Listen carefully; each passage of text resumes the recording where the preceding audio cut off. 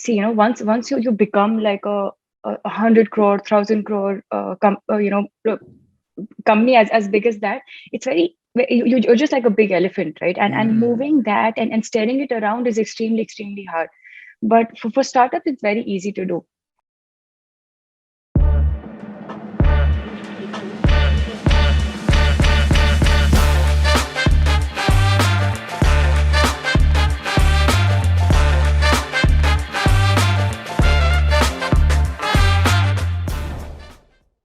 Hey Arushi, what's up? Welcome to the Mike and Shots podcast.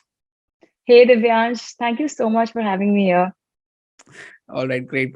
I think this episode is going to be very interesting because we're going to talk about sustainability, which is something people generally ignore, right? Especially from a corporate standpoint, right? Now it's definitely coming up in countries like the US. It's already there, but in India, people are still thinking about sustainability. So that's going to come later. But before that, let me talk a bit about you, and then I think you can take it forward from there and talk about yourself a bit, and then Oren, your company, right? So Arushi, you've started a company called Oren. It's a startup, right, in the sustainability space, and you it make it simple for companies to adopt sustainability, right? Either from the grassroots level or maybe when they are big enough to think about it, right? So that's what I know from what I've read about your company. And uh, you've been doing it for more than like a year now. I think you started in January 2020, sometime Yeah. before COVID began. And what I feel is that I think this is the right time to talk about it because even small startups are considering taking up sustainability as a major part of their corporate strategy, right? And I think let's deep dive into sustainability from a very layman's perspective so that even the listeners can understand what we are talking about, and they can take a lot of things away from this episode as well, right? So yeah, over to you, Arushi. Yes, Divyansh, thank you so much for that introduction. So I'll talk a little bit about myself and I'll jump right in to my favorite topic of sustainability. Yeah. So yes, my co-founder Abhirup and I started this company back in Jan 2020. And this was right after, like both he and I met in IBM. We were both doing business development in IBM before that. And yes, when we started off, COVID had just hit, right? I think we were just getting our feet wet in this space of sustainability and understanding it better, and COVID just hit. What worked well for us is that there's this component called employee health and safety, which is a major chunk of sustainability, right? And all the COVID relief management kind of comes under the employee health and safety team.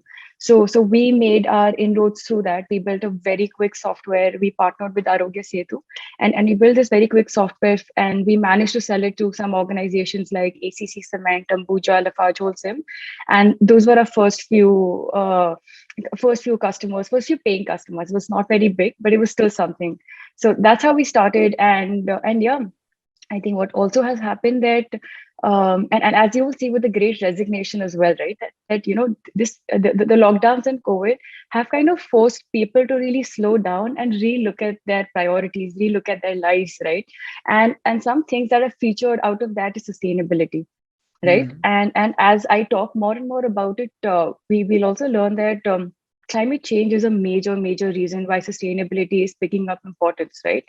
And as the climate changes, the occurrences of pandemics will really increase. That's data behind this. That as climate changes, we'll have more and more pandemics occurring. So that's why it's Wow. also very timely from that respect as well, right? So I'll quickly start with just talking about what the textbook definition of sustainability is, and which is just living our life today, meeting our needs today without compromising on our future generation to to with their ability to meet their needs, right? What's happening is that okay, growth, right? Growth is great. Growth is important. Like we do these review calls with our bosses. We we do these calls with our shareholders. That growth, and that is important, that is great. But I think some of us have gone a little far ahead. I mean, a little beyond of what should be is achievable in like in a sustainable way. What I mean by that is that um not organizations, but country, at a country level as well. uh, we all are trying to replicate the West, right? And especially us in India, we've like grown up watching these movies, of American life, of life in Europe, etc. And that's a life of extreme consumerism. While that is great, right? Like while that is idle, it's not. It's not very sustainable for the world. And believe it or not, we as Indians, we have an inherent culture of sustainability. If you go Right. back to your parents' house right now, right, and you will see so many things that they've reused. I'll give you my personal example. And my parents got like a sofa on their wedding, and they use it till date. They've been married for like what I think 29, 30 years now, and they still Wow. use it, and they will not throw it away. They just kind of, cover it up with something else and reuse it. And again, I Right. think growing up, our parents would reuse some old plastic box for their sugar, for their tea leaves and things like that, right? So in India, Correct. we have a very, very strong culture of sustainability, but that is not that's not there in the West, right? Hmm. So we're just kind of optimizing for something which is very wrong, and there are just so many ways of achieving growth without foregoing sustainability. All right. And That's yeah.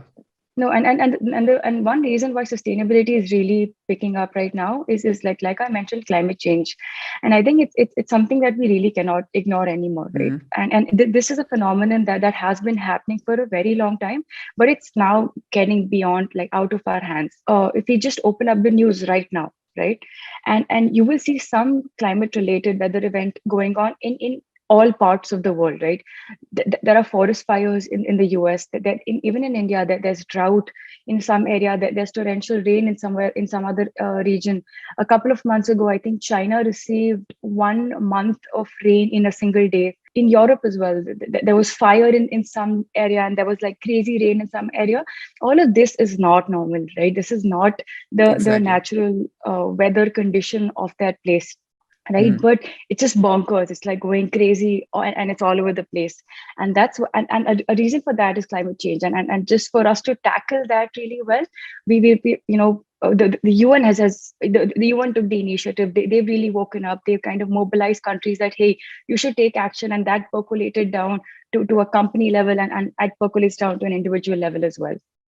What I've seen is that since the environment is changing so rapidly, we are facing so many catastrophes, right? Bushfires in Australia, etc. You talked about it.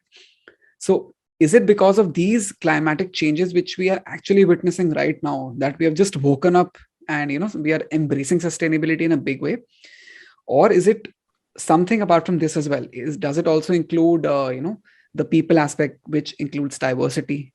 There is income inequality in countries like the US, and they outsource work to India where the wage rate is very low, and some ethical norms as well, right? We have some things like racism is also there, which is also prevalent in some countries, right? Which also is a part of sustainability. So do you think that is also a driving factor why companies, corporates and upcoming startups or startups which are already there in in the world are embracing sustainability? Is it that also? Ranch, that's a beautiful question. That's a really, really good question. And that really brings us to the next step, and which is, okay, sustainability. If right now you ask 10 people, they will all give you a very, very different definition of what it means, right? And so that is why, to truly quantify it, there's another term that comes our way, which is ESG, which is Mhm. environment, social, and governance, right? And that's what you're coming from. So for an organization to really objectively measure their sustainability, that there has to be an ESG component, right? And here, All this right. is very, very, very straightforward. E is environment, and an organization, or maybe say a country's impact on the general environment. Carbon dioxide emissions, biodiversity impact, water utilization, wastage. Social is the social aspect is the company's interaction with its, again, stakeholders. Could be internal employees, could be external, the supply chain, business partners, etc. And third is governance, where that transparency and ethics comes into place, right?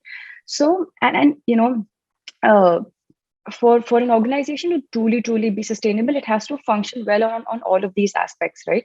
And Hmm. why that's important is that, you know if we continue operating, and again, I'll just take a topic that's very close to my heart, is even things like women equality and diversity, right? And we just have so many companies talking about it, and even countries promoting it, right?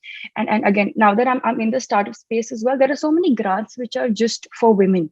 Lots of Right. these states have, promoting women entrepreneurship, promoting women education, and we wonder why is that, right? I mean, why? Like, I mean, beyond it being like a human rights issue, beyond it being like a very simple thing, it's really, really essential to climate change as well, right? And the Mhm. reason is that we've got to educate more women. We've got to also include a lot more women into the workforce, right? And the reason for that is, I think UN has done this calculation, and there's a magic number of like 9.7 billion people by around the year 2070. We are set to reach a global population of 9.7 billion people, right? Wow. And what that means is, yeah, I mean, look, imagine, right? Like, can Yeah, you imagine how crazy that will be? that's Our gonna be systems crazy. are already stressed for resources, right? That not everyone is fed every single night. People don't have like a shelter to sleep under, and like that number going up to 9.7 is crazy. Wow. And everyone recognizes that, right? That what do we do, right? And if more people come on, they will need more food. That will also mean that they need more transportation to travel from one place to the other. There will be more people, maybe migrating to cities. There will be just more people, and that just means a lot more problems as well, right? Problems in Mm. the space of, say, there'll be a lot more food waste generated, and there will be a lot more pollution generated, so to really control that, the one of the best solutions is women education. And why is that? Is that, Mm. again, we all see this, you know in our lives as well, that educated women tend to have lesser children. Educated women tend to have better hygiene practices in place, right? Educated women create like a better world for themselves and their immediate family, Yeah. right? And that kind of compounds into just better hygiene levels of the society, which means lesser diseases, lesser pandemics, and things like that. Even with more educated women, it also means that this population growth number can come down, right? Because, yeah, I Mm. think our grandparents generation used to have like what, 10 children, Oh, or yes. something like that. Yes. We've all heard of those obnoxious numbers, right? and Yeah, and that came down, with that parent generation, and with us, I'm 100% sure that it'll come down further, right? So definitely. those things are important, and that's why this whole women upliftment, diversity, and inclusion, and things like these come up as well. And again, now, from like a corporate standpoint as well, like corporates, right? Like big companies like Reliance, Adani, etc. They have the muscle power, they have the money muscle to really, bring about changes. But their suppliers are the ones who really operate on very thin margins. They don't really have the resources or the money to really implement anything, sustainability related. They don't even understand these concepts, right? So that's why this social component is important, which is that companies have to, yes, take action themselves, but also mobilize the other business partners that work with them to take more action, right? To become better citizens of the planet and things like that, right? Wow. And governance, of course, is just like more transparency, right? I mean, you and I will trust an organization that's transparent, that talks about the things that they are doing, more than one that is not. And that's why all of these, kind of comprise and come under the whole umbrella of sustainability. Wow. That's like a whole cycle. So I think everything ties back down to the planet bit, because I'm not 100% sure it's that is happening, but what you just said is education, educating women creates a better society. In turn, they are like the population explosion is gonna, kind of be in check, and that is ultimately gonna help the planet, right? So that's something which we don't realize, like from a Yeah. small, we only see from a shorter lens, right? We don't see it from a global perspective and a bigger lens. So that's a great perspective. Yeah, I think I haven't really thought about it ever. So how does your startup Oren actually come into the picture, right? And help maybe startups or corporates adopt sustainability as a corporate strategy, maybe. How do you do it? As in, what is your agenda with Oren? Yes. So with Oran, what we're doing is that we work with corporates, right? And both big and small. It could be like a very small Series A, Series B startup, or it could be like a big organization like Reliance, Adani, Tata's, etc. Right. So what's happening now is that there are multiple forces coming into play in the space of sustainability and ESG. It's the same thing. I'm just going to use the two terms interchangeably. So number one is that there is regulation, right? Mm-hmm. Before this, there were just some organizations did it because they were just very conscious. Like the Tata Group of companies has been doing it before it was cool, right? And right now, and in May of this year, SEBI released a regulation called BRSR, which is All right. Business Responsibility and Sustainability Report.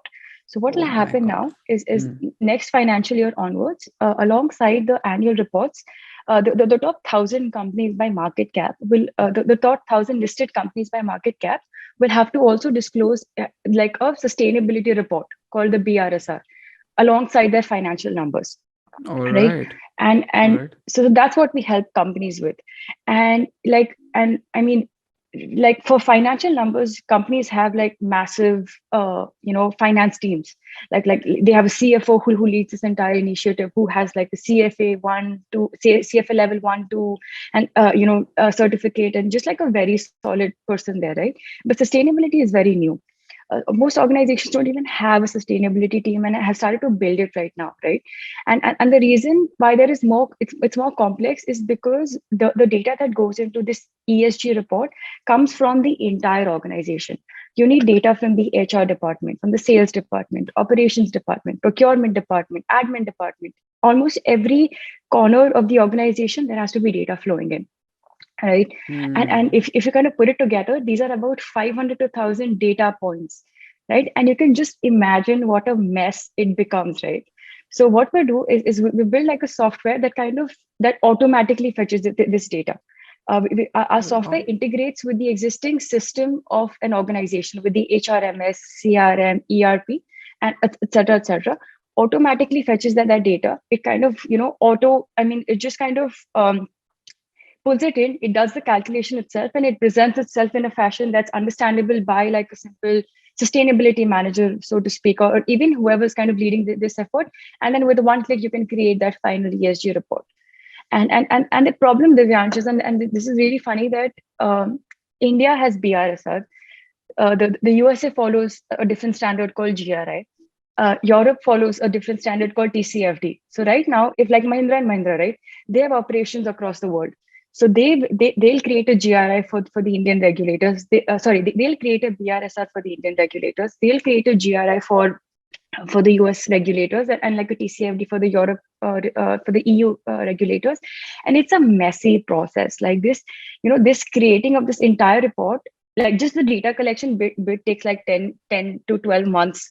And then creating this report, it's a mess. It's a mess. And also because there is just such little talent out there. How Mm-hmm. many people do we know from our MBA who really pursued sustainability as a career, right? None, none. I don't know. I don't know. Haven't Ex- heard. Exactly, right. So and there's like, and just like open up LinkedIn right now. You open up LinkedIn jobs, do like a search, like type in sustainability or ESG, and there's just such a large list of such a long list of sustainability analyst, sustainability manager, chief sustainability officer. It's insane how much demand there is with very little supply. So we're trying to Wow. plug some of these gaps using our software. So I think what you said is your software eventually helps in getting, calculating those ESG scores, is it, in the end? ESG scores, not really. So Okay. in this entire there are multiple parties here actually. So the ESG score or ESG rating is actually a third party, right? Okay. And these are independent to the organization. We essentially work with the organization, so we're part of the organization, and we can give the data to these ESG score and the rating agencies out there. Another thing, and another phenomenon that even you will notice, is sustainability goals, right? A Hmm. lot of these organizations, and once you keep your you start seeing it very soon, is that sustainability goals are being set, and this is, if again, pick any brand that you like. And I don't know why I just assume that you like Nike because you're a runner. So so just open up just open up, like type Nike sustainability into Google, and you'll just see how thoughtful these organizations are about their sustainability goals. And these are something like, hitting net zero in their operations by, say, 2030, cleaning up their supply chain. And again, and why this is important is that Nike as an organization especially has a major chunk of its supply chain in India, in Bangladesh, in regions like these, right? And these are some of the most stressed countries, when it comes to climate change, because sea level rises, and even the kind of weather events, even like how where India sits geographically, it's in extremely vulnerable position. So if climate change has to happen, India will be one of the first places to get impacted by it. And that means Nike will not have a supply chain, right? And that means Nike will have to shut down. So it all kind of comes in together, and this is happening for all organizations, anyone, big or small. Unilever, P&G, Reliance, Adani, ACC, like any organization, Google, Apple, like just big or small, are kind of setting these goals to really help uplift the entire world and become more sustainable, and then help themselves as well. So I have this question in mind. So we read about something called as corporate social responsibility, right? Yep. In our course. How closely is CSR related to the sustainability practices which companies are driving right now? Because earlier, what I used to hear was that sustainability or these practices were a part of CSR. Correct. So is it very closely related to CSR, or now has it become a different branch altogether from CSR? Correct. Very good question again. So yes, you're right. I think, yes, when we were studying about this, companies used to take sustainability initiatives as part of their CSR. That 2% of the 2% budget that they had, they would use it to do some activities here and there. But now it's kind of become the other way around. So so sustainability is like the bigger piece, and CSR kind of is a smaller part of that social aspect that we talked about earlier.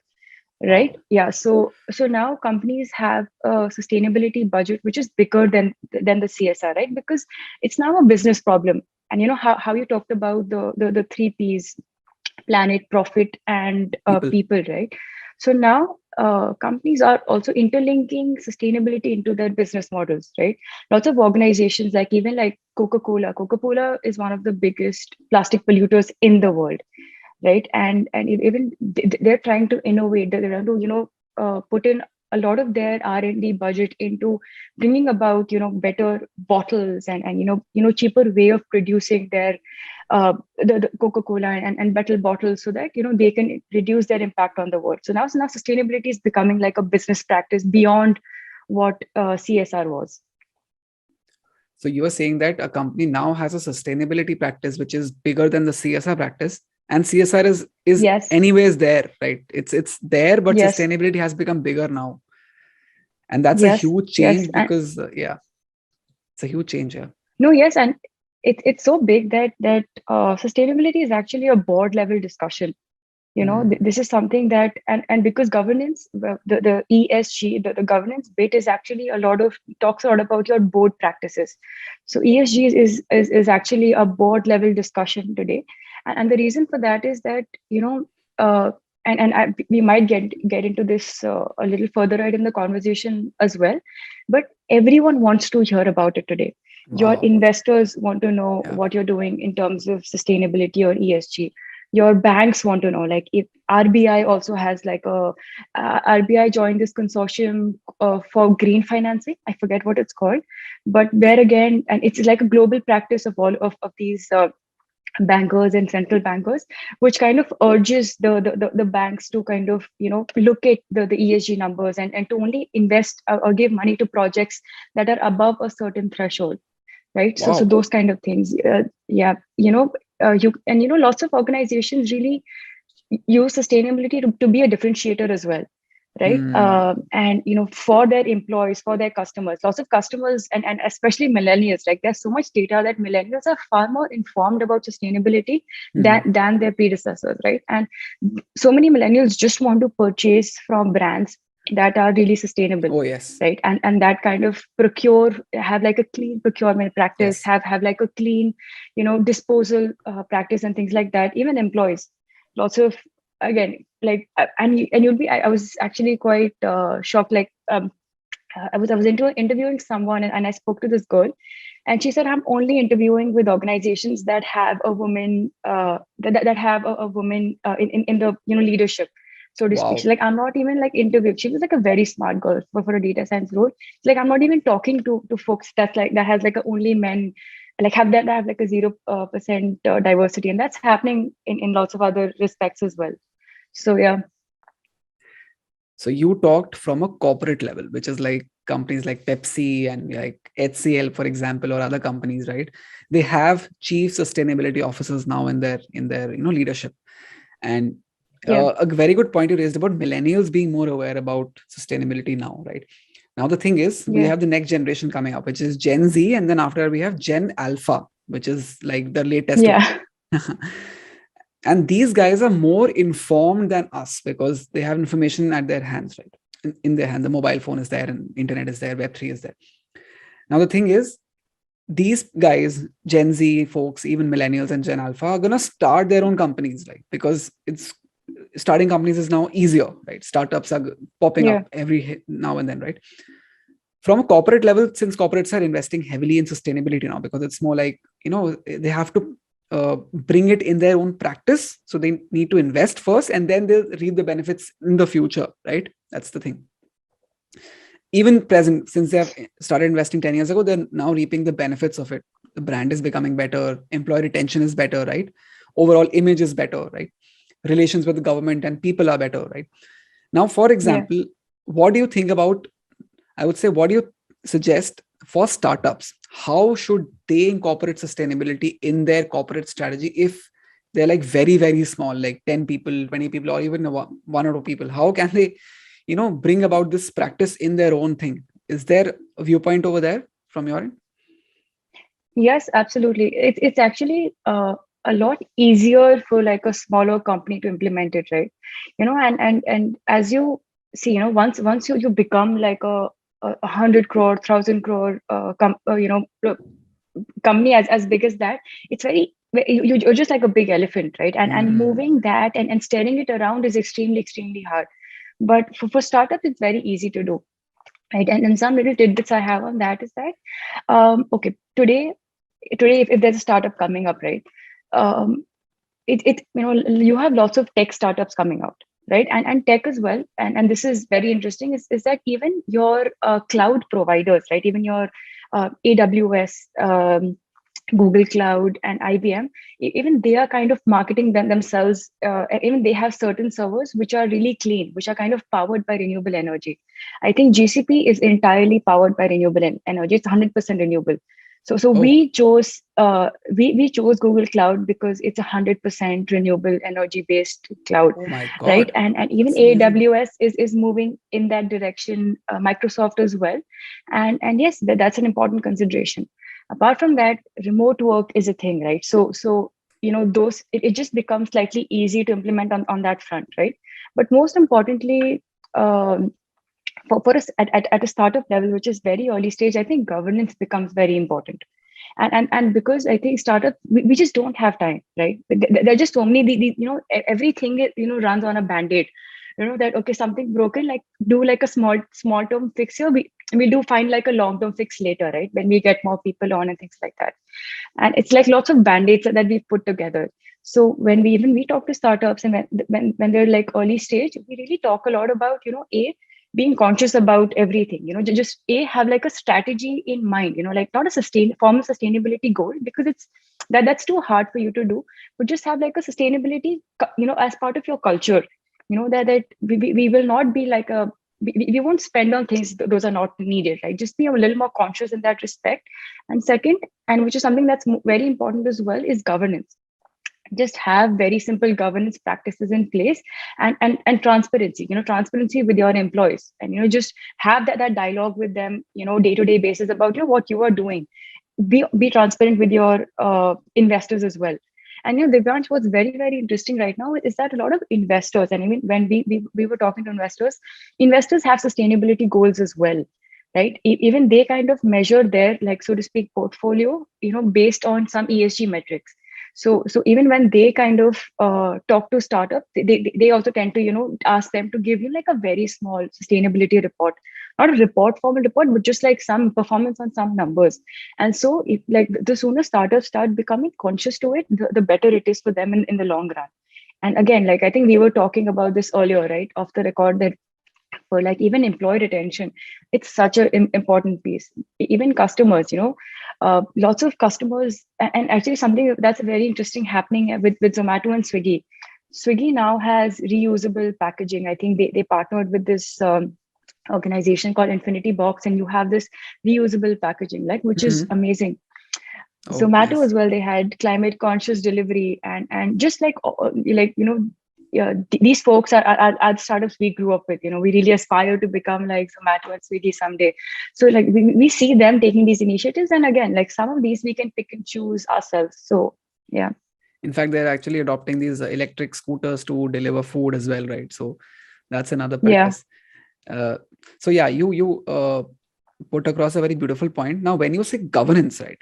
So a lot of people listening to this episode will not understand what governance actually is, right? For example, people are not aware about corporate strategy as well. What do you mean when you say governance?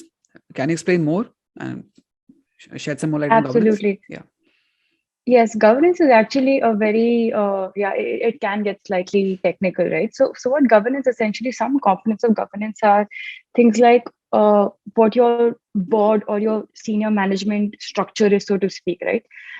There is a need of having diversity there as well, and diversity does not only mean like a men to women ratio, also have some LGBTQ representation there, right? Another piece is that compensation and your management level compensation has to be made public, right? Because Hmm. I think what's obnoxious is that you have the CEO, CEOs drawing obnoxious amounts of salaries, but Yeah. just when you look down, Yeah. they get, people get paid peanuts. So just showing some level of transparency there, and the biggest part of governance is policies. You know, Hmm. and to do anything in ESG, number one is you have to have a policy, right? And then like how I think even when we join a company, we sign this anti-bribery policy, or we'll sign like a diversity policy, that or some like ethics policies and stuff like that, right? All of these are part of the governance. So the part of the Hmm. governance function is to really create a lot of these policies, and then create committees or teams to implement them downwards, right? All right. Even an ESG policies is created at the governance stage, and then it kind of Right. is handed over to the other teams for the implementation. Wow. So again, I'll boil it down to the startup level again. So when you said Yeah. governance and culture, two things. It Hmm. should come from the founders, the governance bit and the culture bit, right? Of sustainability. True. They should be more aware of what is going on in the world, right? Sustainability is actually important and it should come from the top, right? So I think Yeah. even two people who are starting a startup, they should be more aware about how they can make their own startup more sustainable, right? If it comes from the top, it will definitely go into their culture in the governance bit, right? Yeah. From the get go, right? So that's what you're trying to say Yes. when it comes to even a startup as well. Corporate people are Correct. now getting into it, but from a startup level. Yeah.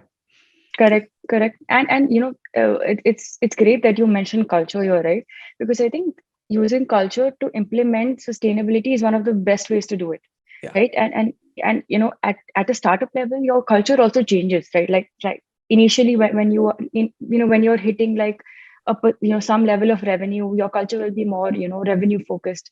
Beyond that, it'll be more growth focused. Beyond that, it'll be Yeah. something else. So your culture kind of evolves slowly, as you go. And sometimes you'll pick something up, like for us also, like we pick something up from Netflix, something from Mhm. Google, something from Apple, things like that. And we'll evolve and as our culture will evolve as we evolve, right? But Yeah. for even for like large organizations, if when they want to really truly imbibe sustainability in their day-to-day practices, implementing it through culture is very important. Yeah. And employees resonate with it a lot sooner and a lot better once done like that. And what I feel is that in the future, companies are going to market themselves as truly sustainable, right, to the employees who are Yeah, going to try and get into the companies, and even for the public yeah, as well. And yeah, we'll see offices and people, not exactly offices, remote working environments, and the companies promoting 100% sustainable work environments, where there's no waste generated, where there's equality, where there's diversity, right? So that's what I yeah, really want to see people, the companies come forward with in terms of marketing as well, right? And I think nobody yeah, is doing it. Even I have not seen tech companies do it, right? And they should do it, because I think that's now become the thing. We are seeing climate change in front of our eyes. We are seeing inequality in front of our yeah, eyes. All these problems, population explosion is happening in front of our eyes right now. Everything is happening yeah, right now. So I think the future is already there. It's like 1 or 2 years later, we'll definitely see this part getting promoted in terms of marketing and all that, right? And people actually doing and adopting these practices. I think that's a great future for even Oren, and startups and companies going in the sustainability domain. Is it? What do you think? yeah, true. And I think so. And I think I mentioned this earlier also. The forces are coming from all directions, right? Yeah. uh, Investors, banks, regulators, employees, customers, everyone wants something like this, right? And even when we talk to our customers, and depending on what in which sector they are, we tend to have like a very different conversation with them. When it's like when it's a company that's very close to the consumer, like like a CPG or a retail company, we Yeah. tend to talk to the CMO there, right? Yeah. While if it's like an oil and gas company or a cement company, we have this conversation with the CEO or the CFO, right? Because I think also having a good ESG practice, having a good ESG rating helps you get capital for cheaper as well, right? So it's Wow. it's just from, yes, you really can get a lot cheaper capital if your ESG rating is better than your peers, or is like above a certain threshold. Is that true for India as well, or just as in Yes, that the? is true for India as well. Wow. Yes, And that's, I yeah, haven't really heard about it, but maybe, yeah, I think a lot of people would know about this, and I think for a lot of people it will be a revelation. So yeah. that's amazing. Now I think we deep dive into sustainability, and Oren. Now I want to close this conversation about sustainability, but I want to ask this question to sum it up. What are the 3 reasons why companies, startups, or corporates should include sustainability in their corporate strategy? 3 or 4, whatever you feel, to sum it up. Yes, and we've like talked about this a little bit, earlier as well. Number one is okay. Again, irrespective of whatever the company cares about, right? There are some companies that are employee driven, some are customer driven, some are just profit driven. In every respect, they have to include sustainability in their business model and in their corporate strategy today, right? So number one, and it's that your regulators want it, right? Whether you like it or not, whether you care about climate change, whether you don't care about climate change, your regulators is going to make you care about it. There have been stories about some companies being delisted from their stock exchanges because of their bad performance, and because of their, because they didn't cooperate on having these reports. So there are things like that as well. So number one is that it's a regulatory requirement. So whether you like it or not, you have to do it. But beyond that, your employees, you can Hmm. really retain, you can really attract and retain your top-notch talent by differentiating yourselves as truly caring about sustainability. Yeah, And I like how agree. we discussed earlier, sustainability is not only about the environment, it's also Yeah. about people, Yeah. right? So you really can retain your top talent based on that. The next thing is again your customers, right? And right now a lot of us are really, a lot of these consumer companies especially, and even otherwise, are really building products for millennials, and I think beyond that as well. So just you can, differentiate yourself. You can just create like a brand differentiation by being a more sustainable, like a better citizen of planet earth for your customers as well, right? Wow. And yes, beyond that, I mean, you again, bankers, right? You just get a better cost of capital as well if you are, more sustainable in your business practices. I think I'll take this, whatever you just said. This is a great way to sum up things on the sustainability front, I think. And, whenever I, open a startup or something, I'll definitely include these practices in the company. And even the people who are listening to this episode, they'll definitely pick up things from a sustainability standpoint and, try and incorporate those in their corporate strategy or in their governance and culture, right? From the top. Great perspective, Arush, over there. I think from the sustainability aspect, I now want to move to entrepreneurship, right? So since you are into Oren, it's a startup, right, on the sustainability front, right? So you might have faced some challenges while starting up, and you might have faced hurdles while starting up, right? Especially in a domain which is quite new, right? Which I feel is Yeah. new, and maybe listeners also feel is new. We haven't heard about sustainability startups too much. Yeah. So what were the challenges you faced, and how did you kind of overcome them? What was the journey? This is very interesting, Divyan. So, and rather, we've seen this switch so fast. Okay, so in January of this year is when I think like last year we were kind of dabbling around with this COVID, employee health and safety, and that kind of a thing. And January of this year is when we really started covering the entire spectrum of E, S, and G, right? And when we were pitching to companies in India, right? And when we saw that, okay, Europe has been doing, ESG reporting for the last 10 years, right? And UK has been doing this for the last 10 years. So we're like, of course, right? And given how things are evolving, this will come to India as well. And when we spoke to large corporates, they didn't even understand what sustainability means. They didn't understand what ESG means, right? And when we were even talking to investors, for us also, so all our decks had the first 3 to 4 pages were about what is sustainability, what is ESG, why should you care, right? And over time, we've really we've really thrown those slides away now, right? And right now, especially when we talk to our customers and we talk to corporates, they really understand, and they reached out to us that, hey, my CEO is telling me to implement sustainability, ESG, what do I do? And my board is telling me to do this, what do I do? So like number one is that at least at a corporate level, and also at an investor level, the awareness is increasing more and more every day, right? And some reasons for this is, number one is that regulation change, like SEBI kind of released that regulation in May. One reason for that change was there, and the second was just general like market forces as well. Like I talked about, consumers are asking about it, and it just becomes a way for you to differentiate.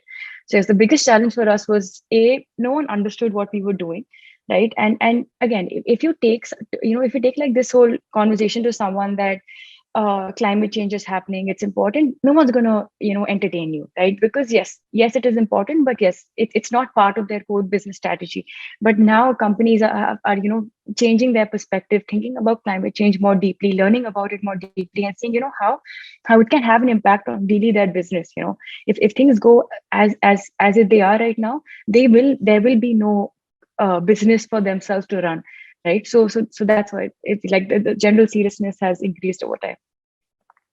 Wow, I think so that was a driving factor for you to get into Oren and all that. So were there any challenges you faced when you started out? You might have gone through some really big hurdles and roadblocks, like for example your co-founder is also there, right? And he's there in India, you're there in US.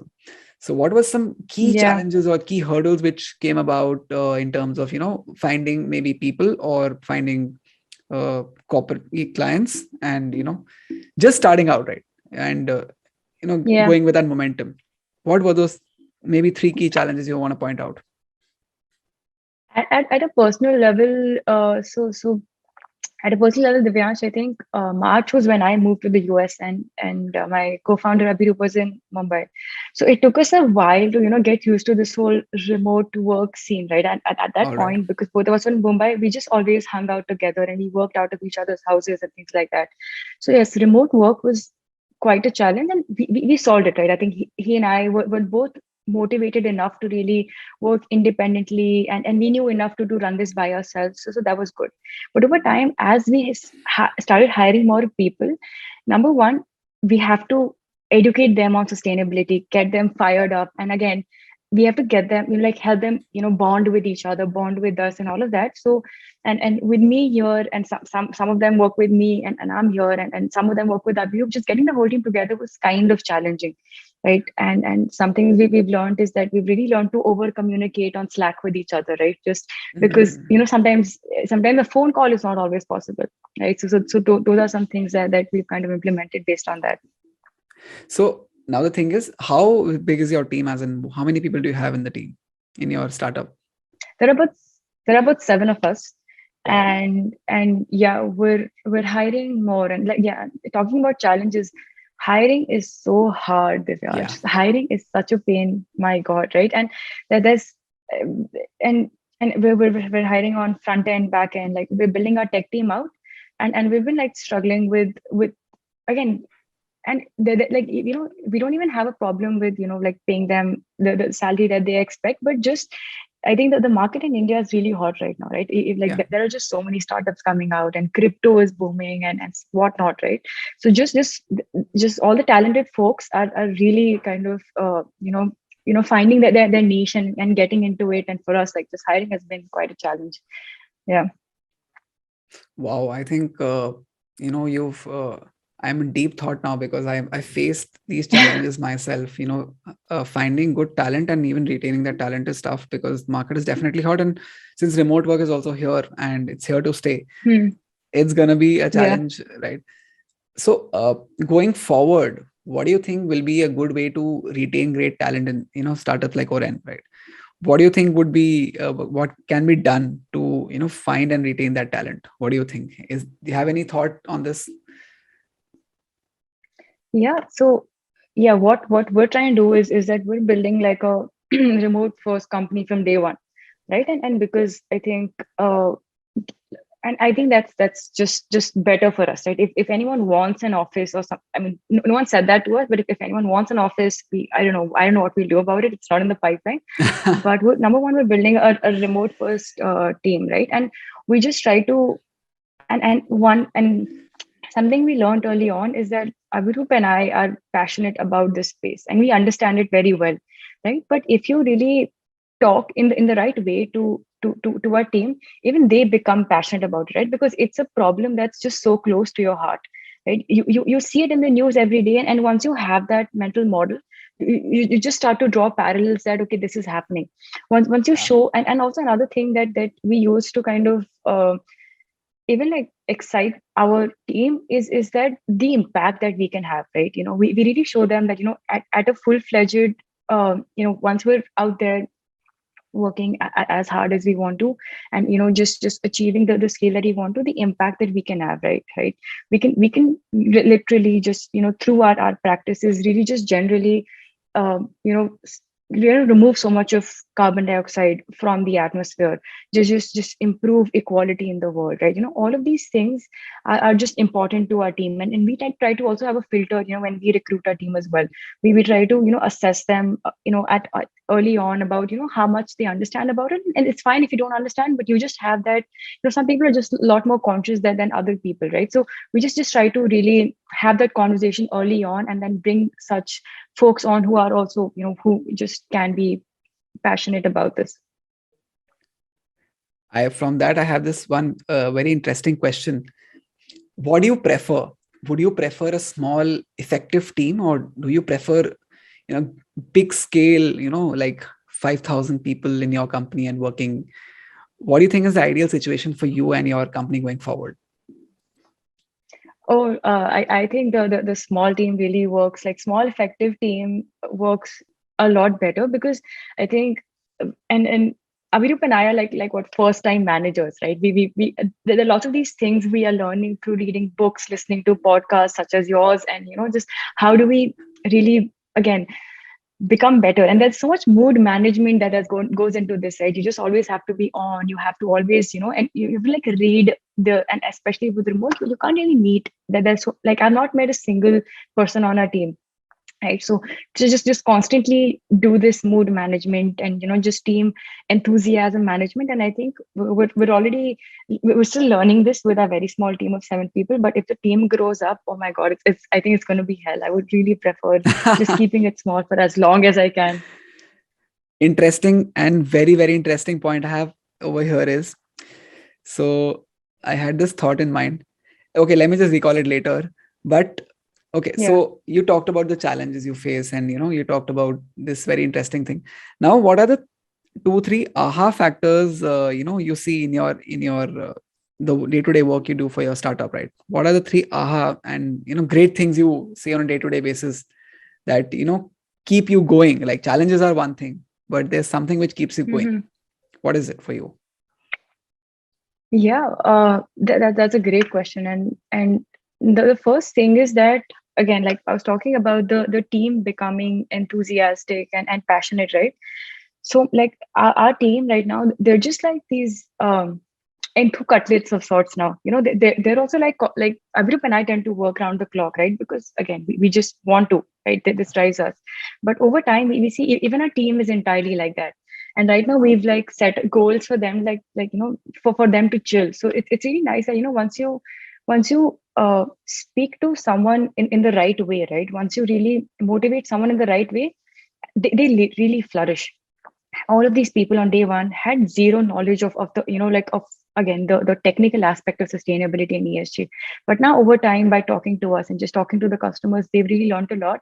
Now they bring in ideas, they bring in processes, they bring in theories that we've never heard of, that did not come our way, and which we implement into a solution. And it's and again, that's really making our product better more and more. um Apart from that, let me get back to you over the course of this conversation. But this is like the first thing that comes to my mind. Like I just wake up in the morning with like so many messages on my Slack with, hey, this is happening there, that is happening here, and so many things that I would have not really found out, and they find ways of kind of bettering our company and product with that. That's on the top of my mind. Probably I can guess one of them is that since you're creating such an impact through sustainability initiatives, I think that's something that Yeah, keeps you going, because you're kind of helping the planet in a way, helping the people, right? yeah, By yeah. working with these companies and corporates. Now the thing is, you talked about running the startup and managing people for the you're like first time managers and all that. Is it very important to have corporate experience to run a startup? Something which I had in mind, this question. Um, I I think you do, right? I think a lot of maturity that um, you know having worked in IBM, and have like IBM is also a B2B company, and we're doing a B2B startup. Having worked in IBM, our group and I just know a lot of things of what to do and what not to do. Right, our interactions with our customers are very different, because you can't just, you have to maintain a certain decorum, a certain way of talking. Yeah. Your presentation has to have some level of maturity, which we wouldn't have had if we just did this right after college. And just otherwise, understanding incentives to really be to really sell to a B2B company. You have to talk to about 5 to 6 people within that organization, right? And we really have to we tend to understand that all of these people have a very different incentive. The Mm. CEO wants something else, so the CFO wants something else, and then the lower mid management wants something else. And so just our conversation with them is very different. And lot of this perspective we only got after having worked at IBM, right? Mm. Another thing is processes, right? When we were in IBM, we hated it, that, oh my God, so many processes. Every little thing takes 4 days of approvals and this and that. And yes, we see the merit in that. Like, while yes, 4 days of approval is not required, but yes, there should always be a process in place, and we can't just go out there, unprepared without any process. Because again, we talked about governance earlier, right? And this is our way of maintaining governance from day one, having like a step by step checklist of doing everything, and from there on we get to getting the customer on, getting the employee on, ensuring like lots of these things we learned in that respect. So yeah. Yeah, even to add to your answer, I think since I've also working for an IT firm, I've interacted with Hmm. clients and I've learned so much about the fact that we hate the quarterly planning bit, right? Because it takes a lot of Hmm, time, hmm, takes a hmm. lot of patience and all that, Yeah, right? Yearly planning, half yearly planning. But since when you start running your own company, you realize that planning bit yeah, is so important. Like every quarter you do that planning bit. It may take time, but it makes things a lot easier, right? To yeah, implement maybe, or so it it's not like you have to set everything in stone in terms of planning, right? But Yeah. something, a forecast of the future, what you may do and what you expect in terms of targets. That's the first bit. I think that's I hated that Yeah. part, but now I realize the importance of planning. Second is the Correct. interactions with clients, right? So every Mm. client has a different kind of expectation, right? And the way you talk to them, the way you interact with them on a day-to-day basis, on emails or in person, it kind of it creates an impression on you and it kind of molds you in a way. So I think people who are working in Yeah. corporates and they are cursing the corporate world, and they want to get into startups, I think they can learn a lot from the corporate world, because eventually when you go forward, you can actually implement a lot of practices from the corporate world in the startups to make Yeah, it. I agree with you. And it's actually both ways, Yes, there are certain do's and there are certain don'ts as well, Yeah. right? Because I think once when you're on the receiving end, you know how you receive those things, right? And it's very similar how, when you run a company, your team is going to receive those things. So you can just really alter and just pick up the best practices and play around with that. And just you're really right about having those processes and the monthly and the quarterly planning bit, right? We're right now in the process of setting OKRs, which are just objective and key results in the Wow. company. And we've spent like entire 1 or 2 weeks just focused on this, like multiple conversations, brainstorming. And it just seems like, okay, no one's doing any work, right? We're just all thinking. But yes, it's very essential. It's very, very essential, because so that it just gets everyone on the same page. And especially because we have a remote team, we can't all meet together and just have discussions like every single day. So just that's why this becomes all the more important for us. So important for people who are listening and in the they have this aspiration of starting their own company. So important to listen to what you just said, right? And learn, Hmm. take away a lot of key things from you as a entrepreneur. Now the thing is, we've talked about entrepreneurship. Now, since you're an entrepreneur already, how does your day look like? What are your the daily habits you swear by? What makes you efficient Yeah, or effective? What is it? absolutely. So I don't know if this is cliched, but I really sleep properly. Okay, and this is like a habit I've picked up from my husband. Like 8 hours of sleep is something I need. I cannot operate. I cannot be productive without that. So that's something I tend to do very, very religiously. And again, it's just made me an extremely boring person who sleeps at 10 p.m. Right. So that's something I do really well. And I have, and because I kind of operate with the India time zone, I tend to wake up really early as well. And because so that I can get like some FaceTime, in case that that's needed in the team. And then I just have like a lot of time to work by myself as well after that. So, one habit that I swear by is sleeping 8 hours. I just, again, even like a single day that shakes up, I'm just like, it just kind of, balloons off for the coming 1 to 2 days. All right. So the sleep is one thing. Now, I think I read that you love running as well, and fitness aspect is Yes, definitely there. yes. Has so I'll put it in a different way. Has running or the fitness aspect, helped you in your personal journey, in your professional journey in any way? The running bit. Divyansh, a lot. And the reason for that is that, again, just uh, when you're doing a startup, it's just full of highs and lows, right?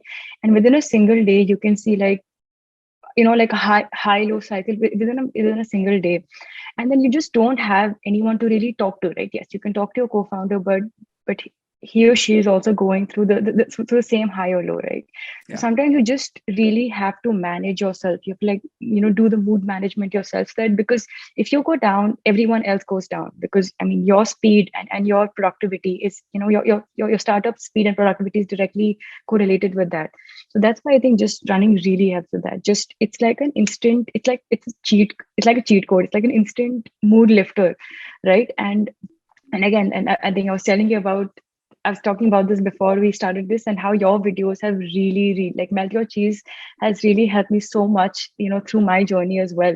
Just um, picking up and just becoming better at the sport every day. Thank you so much for that. Appreciate. I think that's I didn't expect so much appreciation for the channel, but yeah, that's amazing to hear. And apart from that, I think I can add to your the running experience. I think since you're running a startup, and discipline is very important to run a company, right? Yes. And we say we don't have motivation, right? Motivation is the starting bit. You get motivation to start out, Exactly. but then discipline is something you need to Yeah. actually take anything forward, be it running or your company. I think running every day or every 3 days, 4 days a week regularly is like the discipline bit comes into your life, and that transforms you entirely. And you definitely talked about the happy high you get after the fitness bit or the running bit. That's because the endorphin rush is there, Yeah. the dopamine rush is there, and it completely changes your Yeah. life. Running every morning, and it's like meditation in motion. I talked about it in one of my episodes. Correct. So I feel it's like meditation in motion. So I don't enjoy meditating on like sitting in one place and doing that. I tried it, but I enjoy meditating while running. So it's like I'm just running and thinking about things here and there. New ideas come up while running. So that's one bit which Yeah. has really Yeah. helped me personally as well. I think you may agree with it. So fitness is crucial. Absolutely. Yeah. It's crucial. Agreed. Yeah. Yeah. And you're right. Just even little bit of fresh air. And again, all of us don't run like fancy marathons as you do, but like just like little short little run of like a couple of kilometers, getting some fresh air in really clears up your mind. Just any time you're like decluttered and just really clears things out, and you can just come back, start afresh, and look at the same problem with a fresh lens, and you're just like all fired up again to you know get right back. Right. Now, one more thing. Since you're running this company and the stuff, we've repeatedly talked about running companies.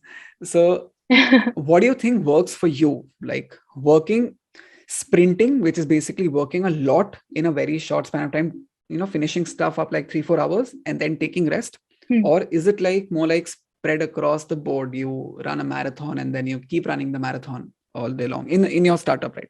Is it more like a sprint on a day-to-day basis where you do focus work 3-4 hours, then you rest, then you work, or is it spread across like a marathon? What is it for you?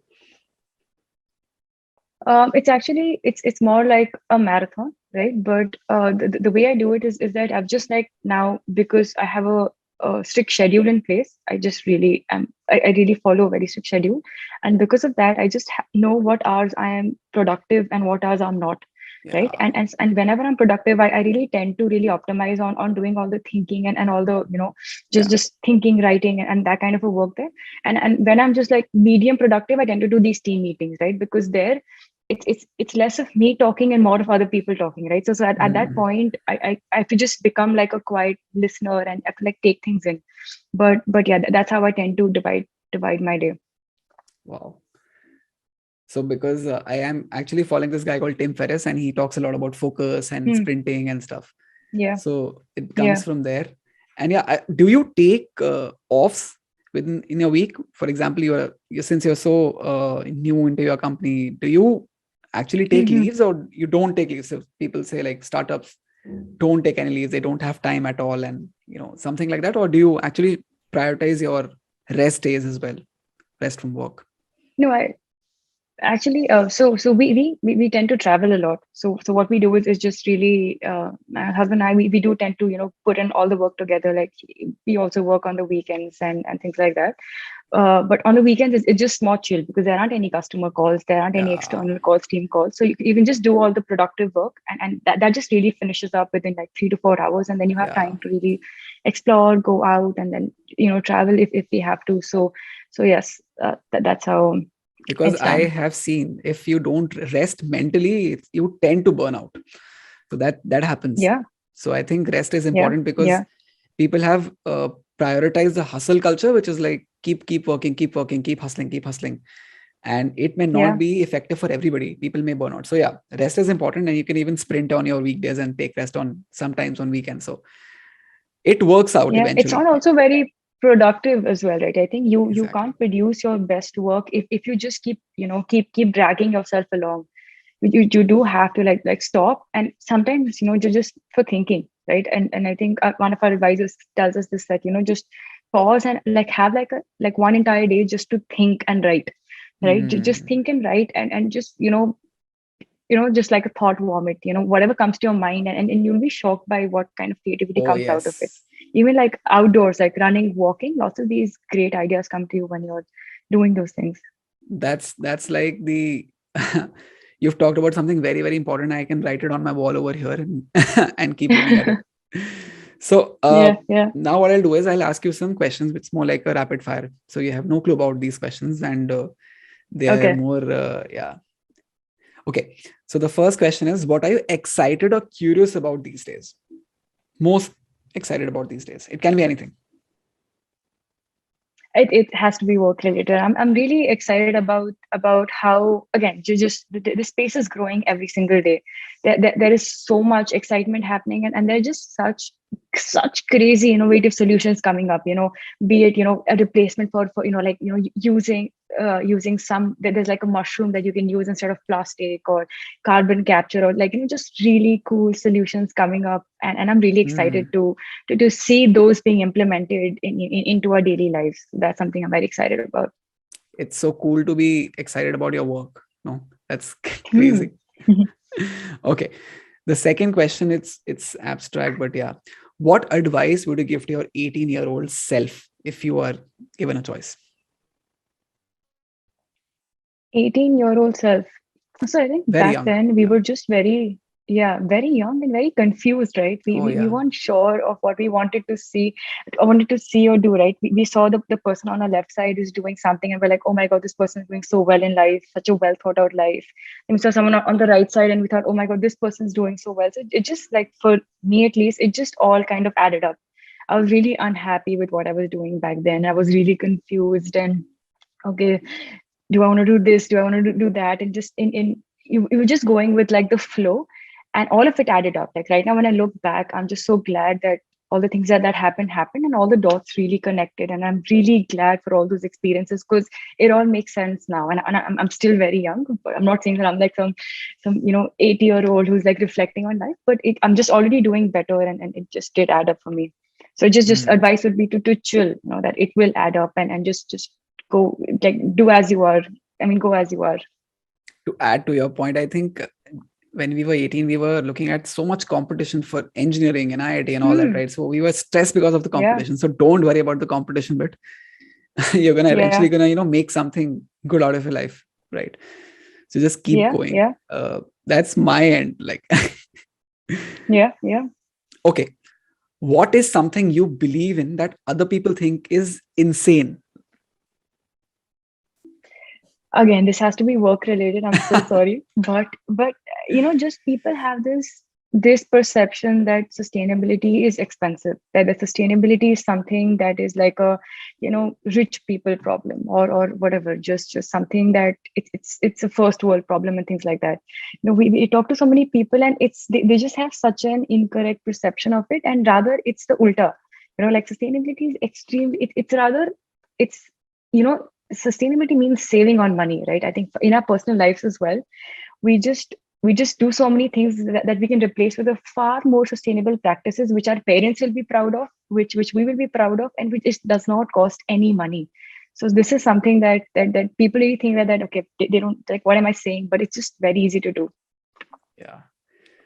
Great, Arush. I think that was all I had in terms of the rapid fire. But yeah, some great answers to these interesting questions. So I think on that note, I'll close the episode, and thank you so much for providing your viewpoint on a lot of these questions related to sustainability, entrepreneurship, personal life, growth. Like, that's so amazing for me personally to hear from you. Like, you being matchmates from MBA, and glad we connected and we had this recorded this episode for the podcast.